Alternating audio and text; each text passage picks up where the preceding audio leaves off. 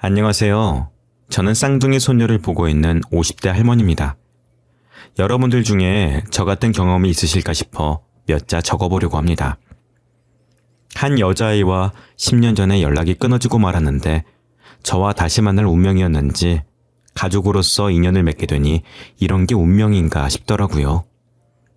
남을 돕다 보면 언젠가 복이 찾아온다는 말을 들어본 적이 있는데 동네방네 소문을 내고 싶지만 주변에 친구가 없어서 제 이야기를 여러분들이 들어주셨으면 좋겠습니다. 제게는 20대 후반을 바라보는 아들 하나가 있습니다. 귀하게 키운 외동아들이에요. 아들이 10살이 되던 해 남편을 심근경색으로 잃고 혼자서 아들을 키워왔습니다. 그때 생각하면 남편을 잃은 슬픔에 아직도 눈물이 나올 정도예요. 아들, 딸 여러 명 낳아서 행복하게 지내자던 남편이 뭐가 그리 급한지 혼자 세상을 떠났고 줄곧 혼자 아들을 키워왔습니다. 거친 세상을 아들 데리고 혼자 살려고 하니 너무 막막했습니다. 사춘기 시절 아들이 아주 잠깐 반항하긴 했지만 아비가 없어서인지 철이 빨리 들어서는 힘들어도 힘들다 말도 못하고 항상 제 생각을 먼저 해주더라고요. 그런 아들이 서울로 올라가 혼자 자취하며 대학교를 다니겠다고 하더라고요. 성적 맞춰서 들어간 대학교였는데 학점 따는 게 힘든지 군대를 빨리 지원해서 가버렸습니다.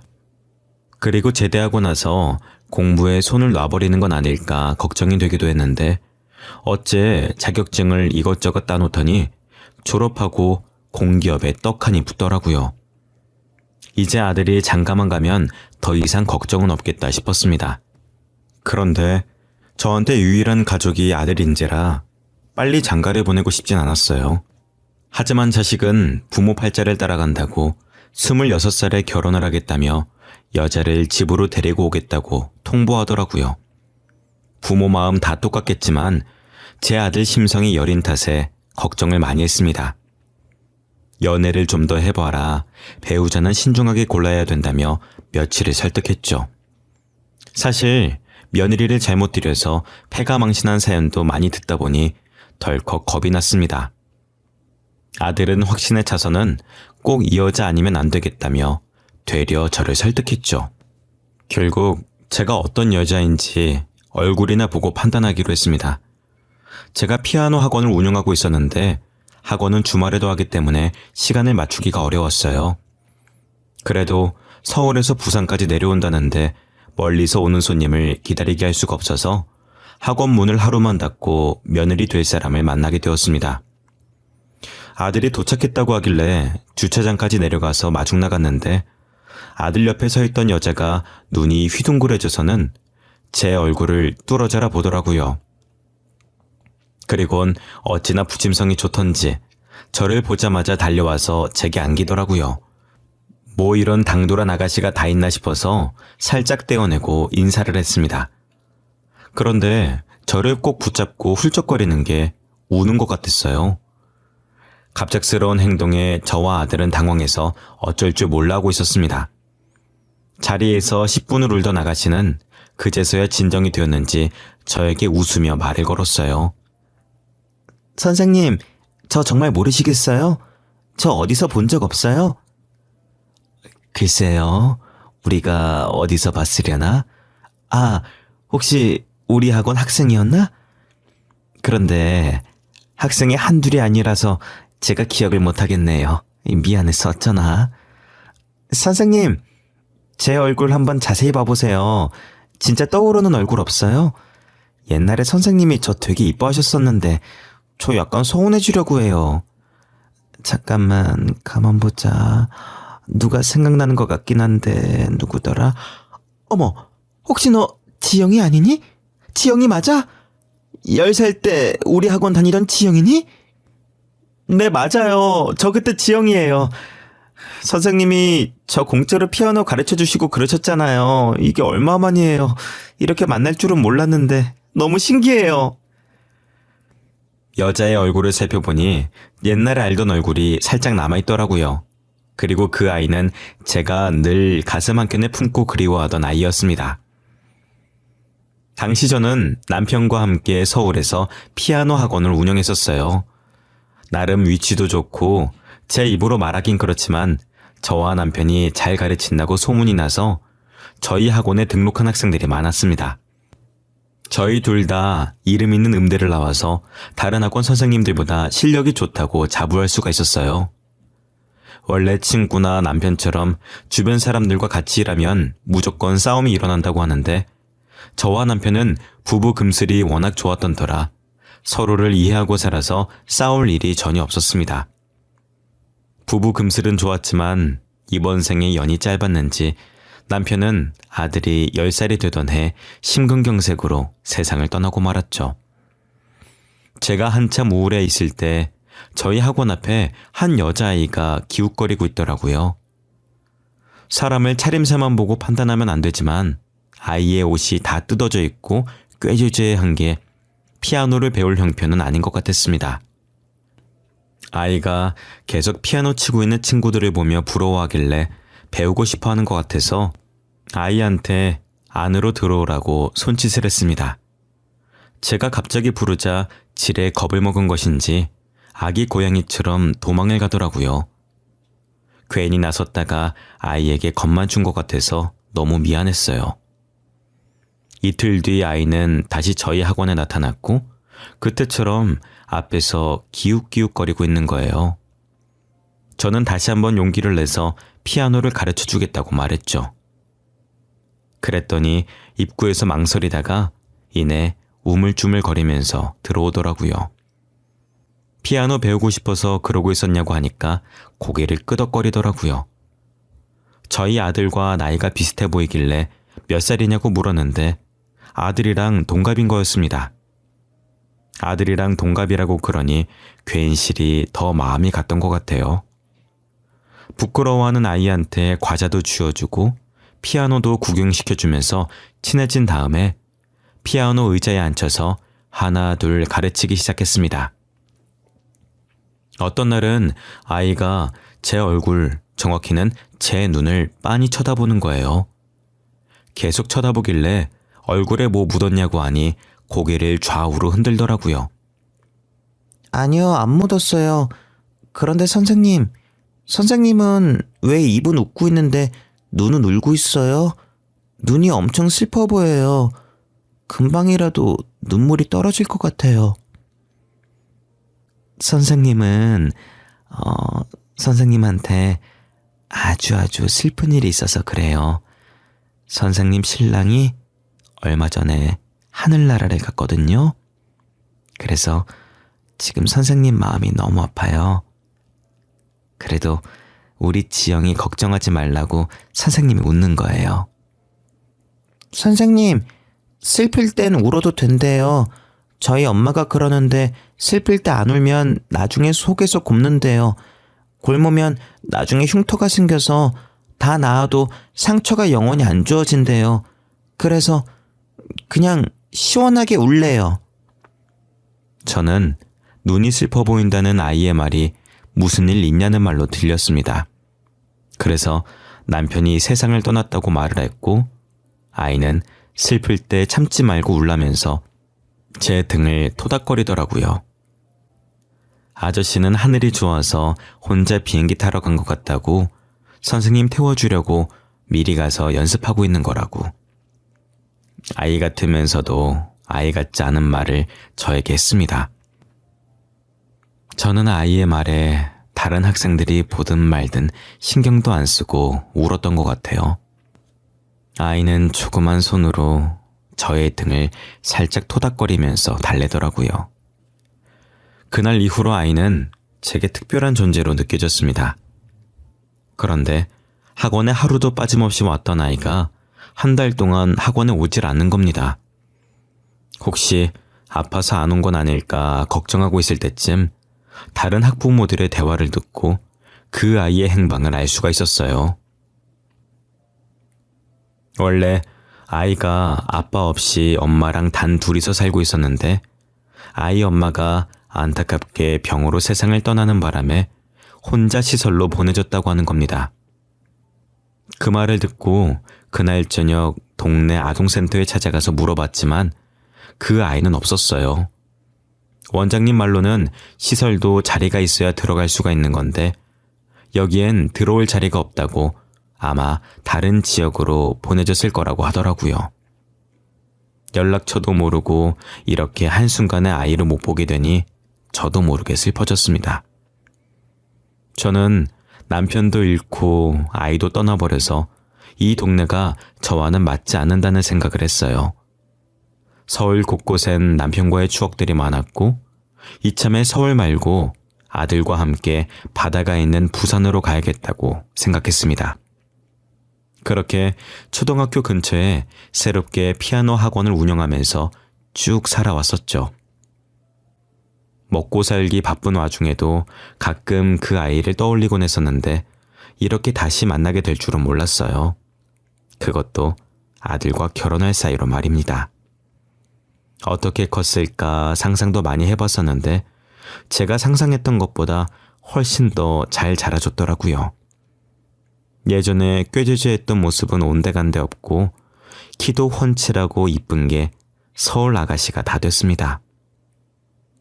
집으로 데려와서 앉힌 다음에 그 아이에게 어떻게 나를 한번 알아봤냐고 물어보니 한순간도 저를 잊어본 적이 없다면서 얼굴을 보자마자 그때 그 선생님이라는 걸 확신했다고 하더라고요. 그 아이를 보면 볼수록 이번 생에 귀한 인연으로 다시 만난 게 너무 신기했습니다. 그래서 지금은 무슨 일 하고 있냐고 하니 수줍게 웃으면서 피아니스트가 됐다고 하는 거예요. 공짜로 가르쳐준 피아노가 계속 생각이 나서 시설에 있으면서도 피아노만 쳤다고 하더라고요. 성인이 돼서는 자기가 피아노에 재능이 있다는 걸 알게 되면서 각종 대회를 휩쓸고 또 서울의 유명한 음대까지 입학했더라고요. 지금은 공연도 하고 다니면서 명문대 교수로 일하고 있다고 했습니다. 저는 그 아이가 성공해서 나타나니까 제 자식이 잘 된 것처럼 기뻤어요. 제가 아이의 손을 놓지 못하고 계속 얼굴을 어루만지며 애틋하게 바라보니 중간에 낀 아들은 입을 삐쭉 내밀고 귀여운 질투를 하는 겁니다. 다른 엄마들은 아들을 이뻐라 한다는데 어째 된 게 저는 며느리 될 사람을 더 이뻐하냐면서 누가 아들이고 누가 며느리인지 모르겠다고 하더라고요. 제가 그런 아들 보고 며느리한테 잘하라고 며느리 눈에 눈물 나면 어떻게 되는지 아냐고 말하며 장난스럽게 주먹을 들어 올렸습니다. 아들이 이상한 여자와 결혼할까봐 걱정했었는데 너무 이쁘고 착한 며느리를 데리고 와서 얼마나 다행이었는지 모릅니다. 며느리는 친부모가 없어서 곧바로 예식장을 예약하고 2달 만에 결혼시켰죠. 며느리는 결혼하고 나서도 한 달에 2-3번씩 부산에 내려와 저를 찾아왔습니다. 처음엔 얼굴 보러 왔다고 말하더니 점점 저를 서울로 데리고 가려고 설득을 하더라고요. 어머니, 저희랑 같이 서울에서 살아요. 네? 어머님 친구분들도 다 서울에 계시잖아요. 이제 친구분들이랑 놀러도 다니고 하셔야죠. 언제까지 여기서 혼자 사실 거예요? 아가, 나는 부산이 좋아. 잡생각 날 때마다 해운대 가서 넓은 바다 보면 그게 얼마나 좋은데. 부산에 온 지도 20년이 돼서 그런지 고향처럼 편하고 혼자서 살만해. 그러지 마시고 저희랑 같이 살아요, 어머님. 어머님 실력이면 서울에서도 알아줄 텐데 왜 계속 여기에 계시려는 거예요? 이제 부산엔 학생도 몇 없어요, 어머니. 아이, 참 괜찮다도 그러네. 나는 부산이 정말 좋아. 내가 좋아서 여기 있는 거야. 그리고 너희가 나 데리고 살면 불편하기만 할 텐데 뭐가 좋다고 계속 같이 살지. 어머님 성격에 저한테 시집살이를 시키겠어요? 저는 하나도 안 불편해요, 어머니. 오히려 어머님께서 이렇게 혼자 계시는 게 더 불편해요. 저는 계속 안 가겠다고 버텼는데 며느리가 2달 동안 끈질기게 설득하는 바람에 어쩔 수 없이 아들과 며느리 손에 이끌려 서울로 다시 가게 되었습니다. 며느리가 피아니스트 활동을 하면서 돈을 얼마나 버는 건지 아들 부부 신혼집에 가보니 서울에서 비싸다고 소문난 아파트에 살고 있더라고요. 한강이 훤히 보이는 넓은 아파트에 입을 못 다물었죠. 며느리는 저를 서울로 데리고 오면서 손에 물 한 방울 안 묻히게 될 거라고 했는데 그 말이 진짜였는지 부엌에 도우미 아주머니께서 음식을 하고 계시는 겁니다. 제가 굳이 아주머니는 왜 고용했냐고 물어보니 혼자서 아들 키우시느라 고생했으니 이제 편하게 살라고 그랬다 그러더라고요. 며느리는 같이 살면서 저를 자신의 친어머니라고 생각하고 너무나도 잘해줬습니다. 그런데 한동안 며느리가 바쁜지 이리저리 돌아다니느라 집에 늦게 들어오더라고요. 아무래도 유명한 피아니스트다 보니 공연에 강의에 스케줄이 많겠다 싶었어요. 며느리 몸보신이라도 시켜줘야 하나 고민하고 있을 때 며느리가 저를 앉혀두고 제 앞에 등기부 등본 하나를 내밀더라고요.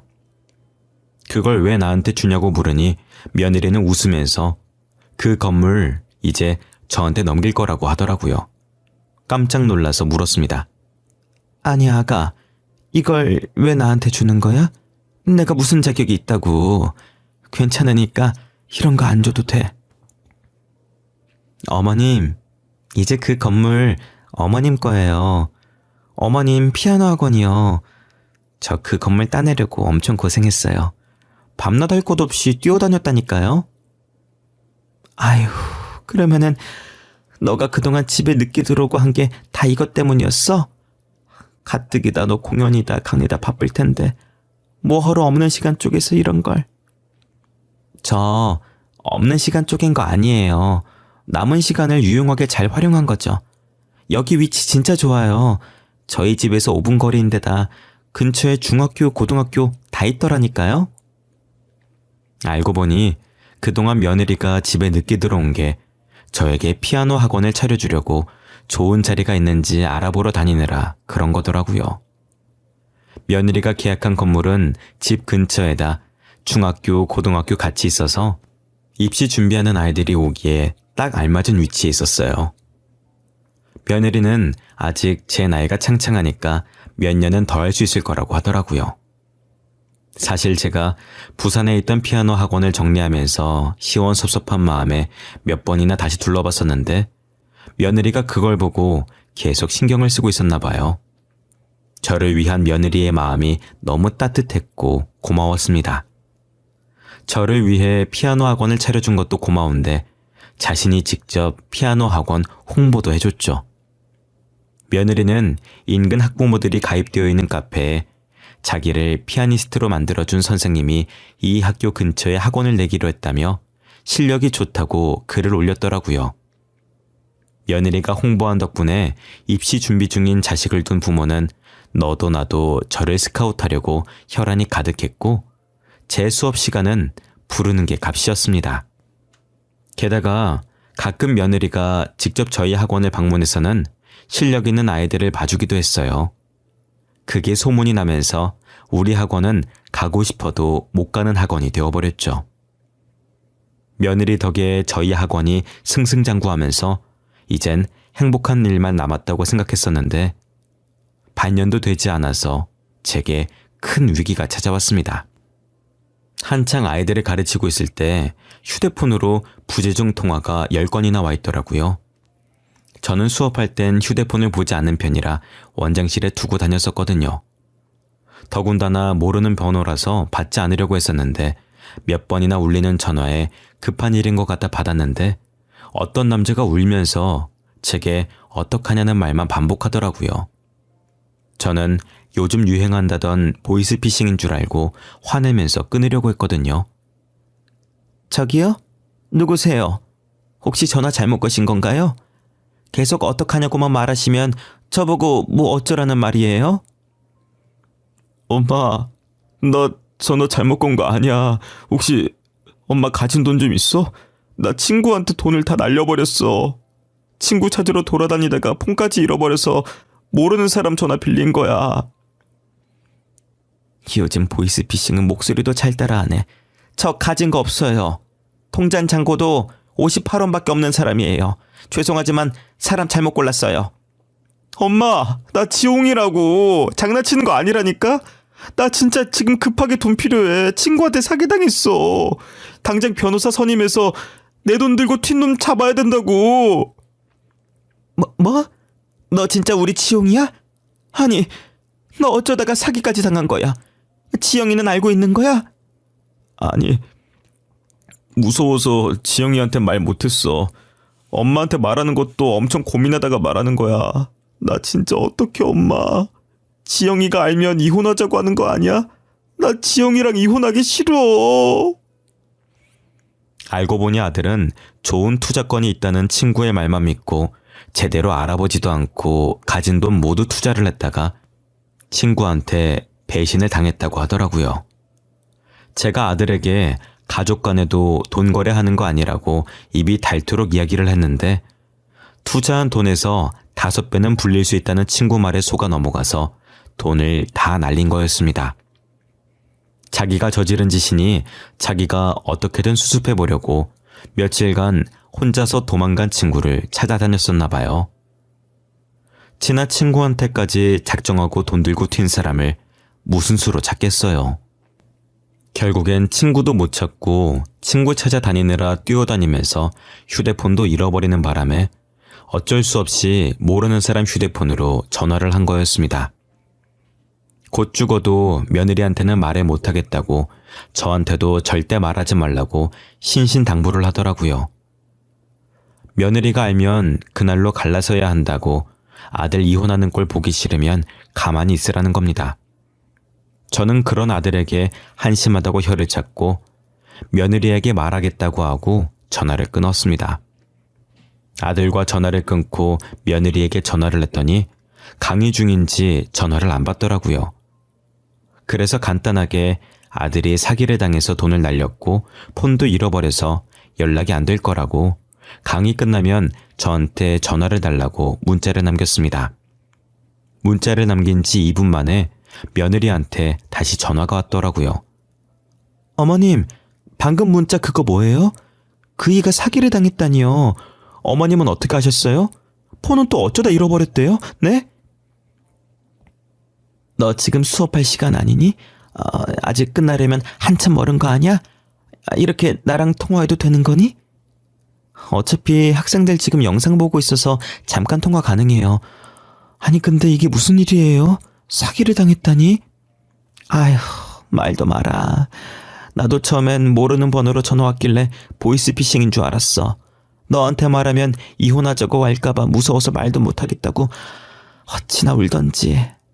내 아들이지만 한심하다. 한심해. 아휴. 저는 며느리 수업에 방해되지 않게 빠르고 간결하게 아들에게 있었던 일을 말했습니다. 며느리는 일단 알겠다고 수업을 다시 들어가 보겠다고 하고 전화를 끊었죠. 그리고 수업을 마치고 다시 저에게 전화를 하더니 자기가 알아서 할 테니까 아무런 걱정하지 말라고 하더라고요. 아무래도 며느리가 잘 나가는 피아니스트다 보니 인맥이 좋았습니다. 유명한 사람들이 모인 모임에 자주 가서 그런지 다양한 분야의 사람들을 많이 알고 있더라고요. 어떻게 알게 된 건지 경찰도 알고 있고 심지어 검사까지 친구로 두고 있다고 하더라고요. 그리고 며느리는 누구한테 부탁 같은 거 잘 안 하는 성격인데 그놈 꼭 잡아야 한다며 지인한테 조사 좀 해달라고 부탁했다는 겁니다. 며느리는 지인들을 총동원해서 무려 한 달 만에 돈 들고 도망갔던 그놈을 잡아버렸죠. 잡힌 사기꾼은 다른 곳에서 또 크게 한탕을 뛰고 그 돈들을 전부 가지고 해외로 도주할 생각이었더라고 하더라고요. 여권을 조회하니 네덜란드로 가는 항공권을 예매했길래 그 시각에 맞춰서 공항에 경찰들을 풀었습니다. 그렇게 사기꾼을 잡았는데 조사하면서도 돈을 받은 적이 없다고 뻔뻔하게 나오더라고요. 자기야, 몇 번을 말해요. 저 돈 받은 적 없어요. 제 가방 뒤져보시든가요. 경찰이라는 사람이 이렇게 무고한 시민을 막 잡아들여도 되는 거야? 응? 이 뻔뻔한 자식. 야, 내 돈 내놔. 당장 내 돈 1억 내놓으라고. 쳤단 것도 친구라고 믿은 내가 바보지. 애들이 너 손절 쳤을 때는 다 이유가 있었던 건데 내가 내 발등을 찍었다. 아, 진짜 뭐라는 거야? 네가 언제 나한테 1억을 줬어? 증거 있어? 증거 있냐고? 나한테 돈 보냈다는 증거 있으면 어디 내놔 보시든가. 네가 분명히 나한테 통장 막혔다고 다른 사람 계좌로 돈 보내달라고 했었잖아. 이게 어디서 발뺌이야? 참나. 네가 다른 사람한테 1억 보내놓고 나한테 보냈다고 하는 거잖아. 괜히 나 사기꾼으로 만들려고 수 쓰는 거 봐라. 어? 야! 어디서 생사람을 잡아? 하필이면 아들이 다른 사람 계좌로 돈을 보내버리는 바람에 일이 쉽게 해결되지 않았습니다. 사기꾼은 계속해서 자기는 돈을 받은 적이 없다고 귀찮다는 듯이 손으로 귀를 파면서 말하더라고요. 발장 끼고 가만히 듣고 있던 며느리는 증거 가지고 오면 되는 거냐고. 그럼 자기가 증거를 가지고 올 테니까 이 사기꾼 입국 금지를 시켜달라고 하고 경찰서를 나왔습니다. 경찰서를 나오자마자 자신과 친한 변호사를 찾아갔고 아들 통장에 찍힌 이체 내역과 사기꾼과 주고받은 문자를 증거로 제출해서 고소를 진행시켰죠. 변호사 비용도 다 며느리가 대줬고 시간과 돈이 얼마가 들든 자신이 상대를 잘못 골랐다는 걸 느끼게 해줘야 된다면서 사기꾼의 코를 제대로 밟아주겠다고 이를 갈고 있더라고요. 거기다 SNS에 혹시 이 사람한테 사기를 당한 피해자가 있다면 자신이 고소 비용 다 대주겠으니 연락해달라고 글을 올렸더라고요. 며느리가 이렇게 재빠르게 행동한 덕분에 피해자들을 모아서 단체로 고소장을 올렸습니다. 다행히 남편의 문자 속에 사기꾼이 자신의 통장이 막혀서 다른 계좌로 넣어달라는 내용이 있었고 그게 증거로 정상 참작되어 사기꾼은 유죄를 선고받았습니다. 그 사기꾼은 이전에도 사기친 전과가 많아서 교도소에 한번 간 적이 있다고 하더라고요. 그런데 아직도 정신을 못 차리고 이번에도 사기를 많이 치고 다녀서 다시 교도소에 들어가게 되었습니다. 아들은 재판이 끝난 뒤 재판장을 나오면서 며느리의 눈치를 받고 저도 모자란 아들내미 때문에 눈치가 보여서 며느리 눈치 보며 아들에게 한 소리를 했죠. 너 마누라 잘 둔 줄 알아. 지영이 아니었으면 어쩔 뻔했어. 눈앞에서 사기꾼 풀어줄 뻔했잖아. 너 이제 곧 30이야. 제발 철 좀 들어. 어? 앞으로 또 사고 치지 말고. 알겠어? 나는 뭐 알면서 걔한테 돈 가져다 바친 줄 알아. 나도 걔가 사기치고 다닌 줄 몰랐어. 2년간 연락이 안 될 때도 유학 갔었다고 해서 진짜 유학 간 줄 알았지. 교도소에 있었을 줄 누가 알았겠어. 아이고 입만 살아가지고 네가 지금 뭘 잘한 게 있다고 큰 소리야? 어? 너는 지영이한테 평생 고마워하면서 살아. 내가 네 마누라였으면 뒤지게 때렸어. 어머님 그만하세요. 살면서 이런 일도 겪어보고 해야 인생이 재밌는 거 아니겠어요? 이렇게 한번 호되게 당해봤으니까 다시는 같은 실수 안 하겠죠. 안 그래 여보? 며느리는 화낼 법도 한데 화내긴커녕 오히려 이렇게 살아야 인생이 안주로한 법이라고 대신 같은 실수만 반복하지 말라면서 웃더라고요. 그런 며느리를 보면서 제 인생에 이런 귀인은 다시 없을 것 같다는 생각이 들었습니다. 당시엔 정말 며느리가 저와 아들을 지켜주려고 신이 보낸 것 같더라고요. 그렇게 저희 집에 한바탕 큰일이 지나가고 나니 더 큰일이 저희를 기다리고 있었습니다. 며느리가 못난 아들 때문에 재판을 준비하면서부터 밥을 제대로 먹질 못했어요. 처음엔 본인도 모르게 긴장을 많이 해서 그런가 보다 하더라고요.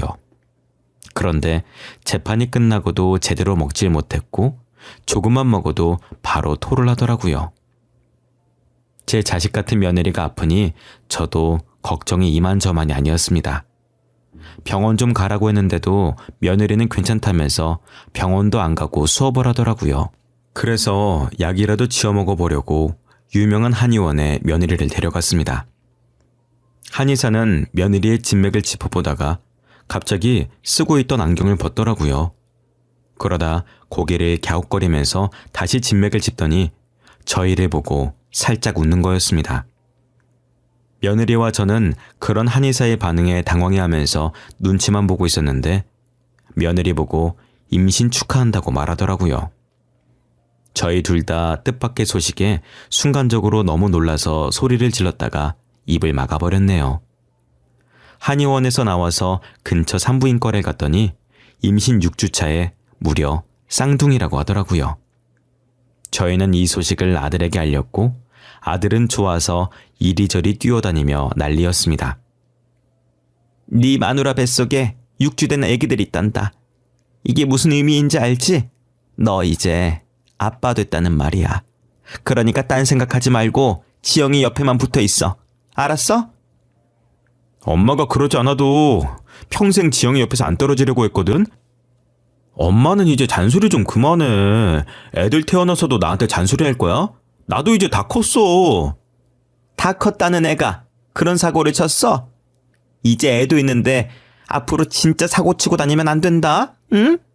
아, 또 그 얘기. 알겠어, 알겠다고. 귀에 딱 쩌겠어 진짜. 나 엄마 아들 맞아? 지영이가 엄마 딸인 거 아냐? 이 집은 아들보다 며느리가 더 이쁨을 받는 집이야. 네가 지영이보다 잘난 게 있어야 이뻐하지. 나도 맨날 첫날 그냥 사고만 치고 다니는 아들보다 이쁜 짓만 하고 다니는 지영이가 내 딸이었으면 좋겠어 이거사. 저는 살짝 아들의 머리에 꿀밤을 놓았고 아들은 아프지도 않으면서 아픈 척 머리를 문질렀습니다. 며느리는 장난기 가득한 저희의 모습을 보며 웃고 있었고요. 며느리는 저와 아들의 극진한 보살핌을 받았고 10개월 뒤 귀하디 귀한 쌍둥이 손녀들을 안겨주었습니다. 손녀들은 며느리를 쏙 빼닮아 눈에 쌍꺼풀이 있고 웃을 때 보조개도 쏙 들어가는 게 얼마나 이쁜지 모릅니다. 딸들이라 그런지 제가 아들 키울 때와는 다르게 애교가 어찌나 많던지 애들 웃는 걸 보면 묵은 피로들이 싹 씻기는 기분이었어요. 내 애보다 남의 애가 빨리 큰다더니 손녀들이 하루가 다르게 쑥쑥 커가더라고요. 저도 어느덧 나이가 들어 학원을 접어야 하나 말아야 하나 고민을 하고 있네요. 아직은 아이들 가르치는 게 재미있어서 못해도 3년은 더 하지 않을까 싶습니다. 나이가 드는 만큼 제 손도 점점 굳어가서 더 오래는 못할 것 같아요. 여기까지가 제 사연입니다.